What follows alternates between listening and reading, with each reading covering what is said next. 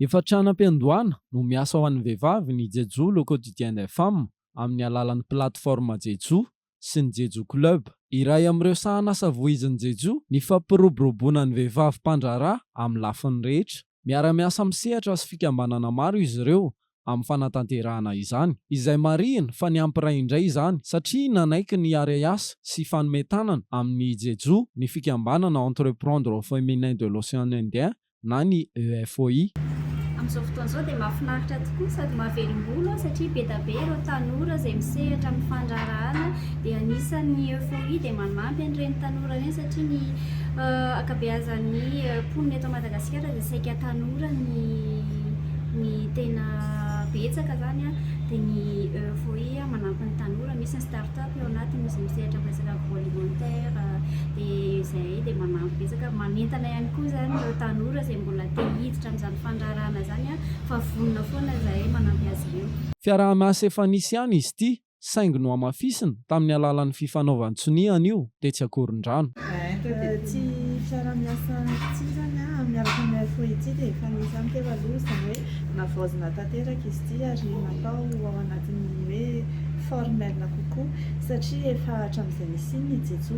dia manampy amin'ny vehivavy hiasa aloha fa indrindra amin'ny tanana ho an'ireo vehivavy mpandraharaha dia izany tena hoe anton'izao fiaraha-miasa izao dia mandritra ny roa taona ty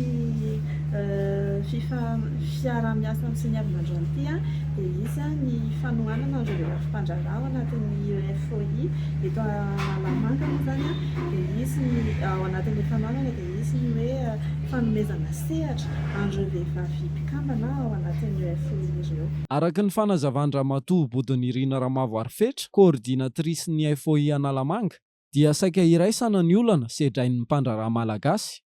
Matsiaro manana didy amin'ny fanampiana ireo vehivavy sy ny tanora liana sy miroso amin'ny sehatry ny fandraharahana izay tena mabetsaka hatrany ny EFOI. Toy izany ihany koa ny Jejo izay manampy sy manome tanana azy ireo. Misaotra manokana ny Jejo amin'ny fiaraha-miasa satria ny Jejo izay magazina mahakasika ny vehivavy sy ny mpandraharaha dia mivoy an'izay fampiroboroboana ny traikefa sy ny antom-pisian'ny vehivavy sy ny mahakasika ny vehivavy manontolo mihitsy dia mankasitraka indrindra ny Jejo amin'izay fiaraha-miasa satria ny EFOI eto Antananarivo sy Analamanga no asiantsika resaka dia mahatratratra any amin'ny 70% ny mpikambana ao anatiny izay misehatra amin'ny secteur d'activité maromaro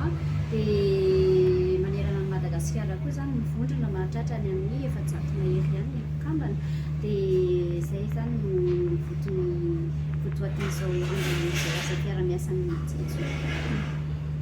Aharitra roa taona ny fiaraha-miasa izay ifantoka amin'ny lafin-javatra maro hoy ny talehan-dahatsoratsy ny Jejo Andona Andrianina. Izao dia mahafinaritra tokoa sady mahavelom-bolo satria be da be ireo tanora izay misehatra amin'ny fandraharahana dia anisan'ny EFOI dia manampy an'ireny tanora ireny satria ny